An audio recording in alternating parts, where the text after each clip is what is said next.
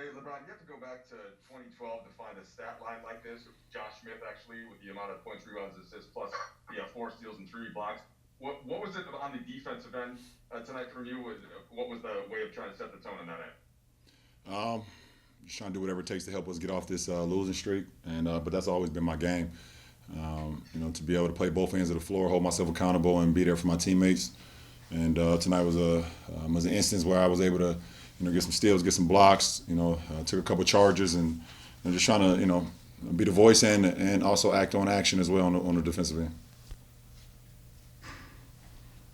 You guys had a certain game plan that worked pretty well against Dame in the playoffs last year. It seemed like you employed it, especially in the second half tonight. What's the key there for you and the bigs coming up to help in the guards, and how do the guards do with Shooter and Caruso specifically? Well, you have to because Dame has, Dame has unlimited range, so you have to be up on screens. Once he crosses half court, he is in his range. You have to have everybody up the floor, the guy that's guarding him and the guy that's guarding the pick and roll. There's going to be double drags. There's going to be single drags. There's going to be a lot of things that's going on in early transition. And when you're not, a couple instances tonight, he made us pay for it. Coming off and letting it go. And when we got it right, we was able to execute it, to the best of our ability. Dave? LeBron, to go away from the court for a second, Zlatan, the soccer player, said that he believes that famous people and athletes such as yourself shouldn't use their platform to do anything other than what they're good at in their athletic endeavor. As someone who has promoted the idea of more than an athlete and trying to empower players to use their voice to speak on their communities, do you have any response to what he said? Nah, absolutely not. Because at the end of the day, I would never shut up about things that's wrong.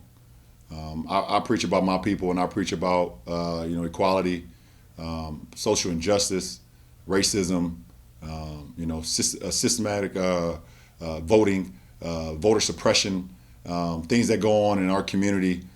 Because I was a part of my community at one point and seeing the things that was going on, and I know what's going on still because I have a group of 300 plus kids at my school that's going through the same thing, and they need a voice. And I'm their voice. And I use my platform to continue to shed light on everything that may be going on, not only in my community but around this country and around the world. So, if there's no reason, I won't say no reason, but there's no way I will ever just stick to sports because I understand how this platform and how powerful my voice is.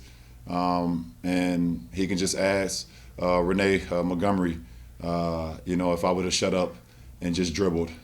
Seeing that beautiful black woman today, be a part of a group where she's part of an ownership group now with the Atlanta Dream down in Atlanta.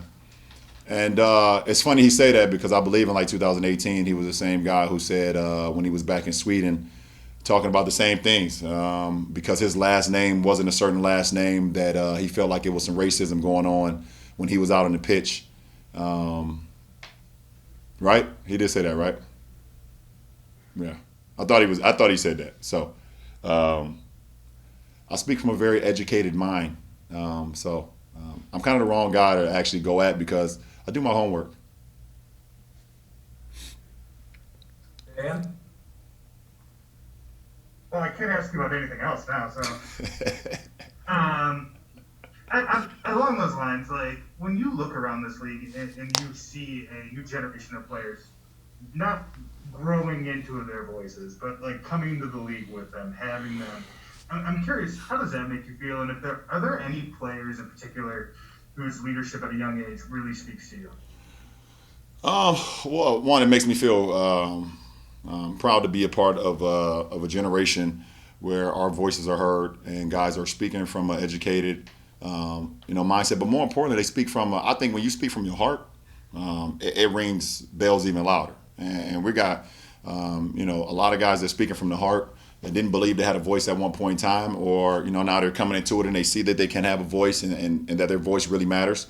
So that makes me proud.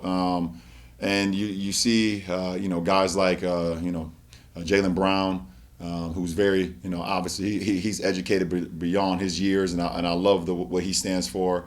in our league. And you see Pat Mahomes, also a younger guy, and Alvin Kamara, and in the NFL, and those guys speaking about things. They're young, but they speak about things that they feel like is unjust as well in their communities and whatever that's going on in the whole grand scheme of things. So, as athletes, obviously we've been heard this for a long time to you should be privileged. You should be you should be thankful, to be able to dribble a ball or run a football or be able to do a 100-yard dash or be able to, swing a baseball bat and things of that nature. You shouldn't be able to speak about anything else, no matter if it's right or wrong. You should just do that. But that's not the case. It's not the case anymore.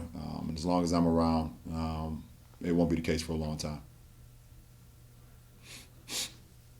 From Mark Calhoun.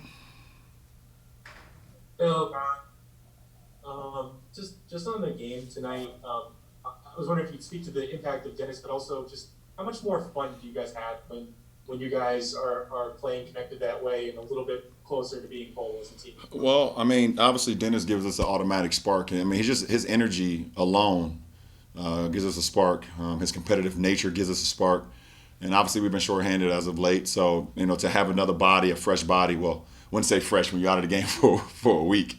But, just to have him back in our lineup and have him back in our locker room just means so much to our team. So it was big time in that instance. And everybody just rallied around another, tonight being able to, play well on the defensive end and also on the offensive end as well.